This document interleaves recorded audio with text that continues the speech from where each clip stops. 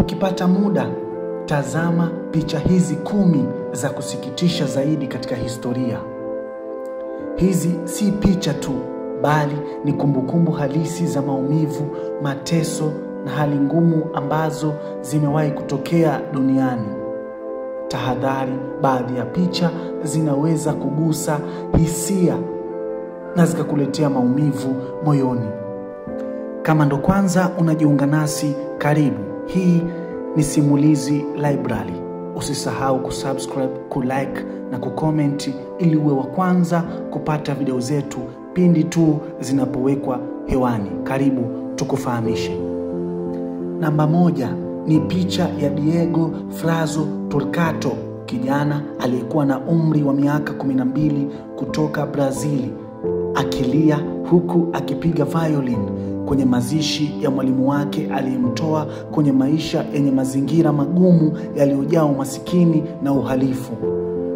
Mwalimu huyo alimfundisha muziki na kumpa matumaini mapya ya kujenga maisha bora.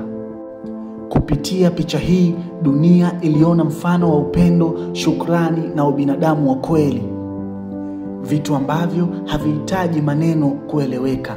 Ni picha inayosema mengi bila kuzungumza chochote. Namba 2. Hii ni picha maarufu sana iliyopigwa mwaka 1993 na mpiga picha Kevin Carter, ikimuonesha mtoto mdogo aliyekuwa anasongwa na kukondeana na njaa huko Sudani, akifuatwa na tai anayemvizia. Picha hii ilimletea Carter tuzo ya Pulitzer mwaka 1994, lakini pia ilimletea huzuni na msongo mkubwa wa mawazo. Kutokana na hilo, mwaka huo huo alijiua. Katika ujumbe wake wa mwisho aliandika, "Nawindwa na kumbukumbu hai za watoto waliokonda kwa njaa au kujeruhiwa." Picha namba 3. Hii ni picha ya George McLaurin, Mmarekani mweusi wa kwanza kuruhusiwa kusoma katika chuo kikuu cha Oklahoma mwaka 1948. Licha ya kukubaliwa, alikuwa akitengwa na kulazimika kukaa mbali na wanafunzi weupe darasani, maktaba na sehemu za kula, akiwa mfano wa waziwazi wa ubaguzi wa rangi katika elimu kwa wakati huo. Picha hii inaonesha mapambano ya mwanzo ya haki za watu weusi na jinsi walivyovumilia mazingira ya udhalilishaji ili kufungua milango kwa vizazi vinavyofuata. Hii inathibitisha ni kiasi gani ambavyo watu weusi waliathirika kutokana na ubaguzi wa rangi uliokuwa ukifanyika miaka hiyo. Picha namba 4. Huyu ni Patrice Lumumba, waziri mkuu wa kwanza wa Jamhuri ya Kidemokrasia ya Kongo. Picha hii alikuwa amekamatwa na baadaye aliuawa kinyama mwaka 1961 kwa msaada wa mamlaka za Ubelgiji, waliompinga kwa msimamo wake wa kizalendo na kupinga ukoloni. Baada ya kuuawa, mwili wa Patrice Lumumba ulikatwakatwa vipande kisha kuyeyushwa kwenye tindikali na meno yake kuchukuliwa kama kumbukumbu.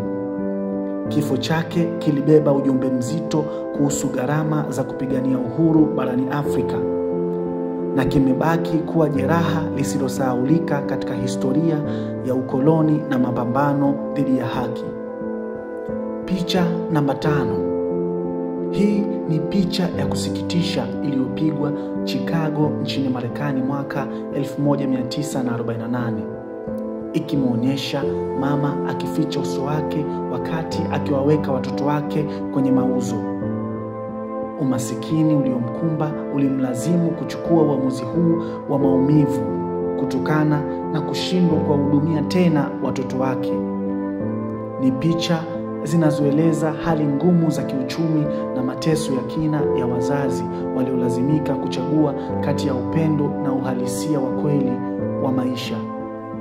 Picha namba 6 ni picha ya Terry Gurola, mama mwanajeshi aliyemuona na kukutana tena na binti yake baada ya kutumikia Iraq kwa miezi 7. Walipokutana, binti yake alimkimbilia huku akibubujikwa kwa machozi ya furaha. Wakakumbatiana kwa hisia kali zilizojaa upendo na mshikamano wa kifamilia. Picha hii inaonyesha gharama ya utumishi wa kijeshi na nguvu ya mapenzi ya mama na mtoto, hisia ambazo hazizuiliki na muda wala umbali. Picha namba 7. Hii ni picha ya mwaka 1907.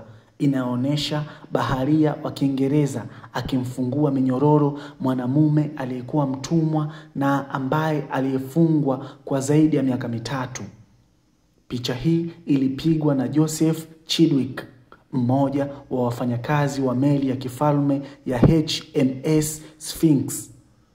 Ni kumbukumbu ya nyakati za utumwa na jinsi baadhi ya watu walivyopata ukombozi baada ya mateso ya muda mrefu. Inagusa moyo na kutufundisha thamani ya uhuru na utu wa binadamu. Namba 8. Hii ni picha ya kweli ya kuhuzunisha kutoka India wakati wa njaa kali ya Madras mwaka 1877. Inaonyesha mwanaume mmoja akiwalinda mke wake na watoto dhidi ya watu waliokuwa wamegeuka wala watu, yaani cannibals, kwa sababu ya njaa kubwa iliyokithiri. Njaa hii iliua mamilioni ya watu, wengi wao wakiwa wamaskini wasio na msaada. Picha hii inaonyesha hali ngumu ya maisha, mateso ya njaa na jinsi familia zilivyopambana kuokoa maisha yao katika kipindi hiki kigumu kupita maelezo. Namba 9. Hii ni picha ya Peter, mtumwa aliyekimbia kutoka utumwani huko Marekani miaka ya 1860. Anaonekana akionyesha mgongo uliojaa makovu ya viboko alivyopigwa mara nyingi alipokuwa utumwani. Picha hii ilisambaa sana na kuwa ushahidi wa mateso ya kweli aliyokuwa anayapitia mtumwa. Iliamsha hasira kubwa na ikachangia harakati za kupinga utumwa. Ni picha inayogusa moyo na kuonesha kwa uwazi uchungu wa maisha ya utumwani. Picha namba 10. Hii ni hadithi ya kweli ya kijana aliyekuwa nyota wa mpira wa high school ambaye alisingiziwa kesi ya ubakaji na msichana wa miaka 16. Alifungwa kwa miaka 6 kwa kosa ambalo hakulifanya, hadi pale msichana huyo alipokiri kuwa hakubakwa.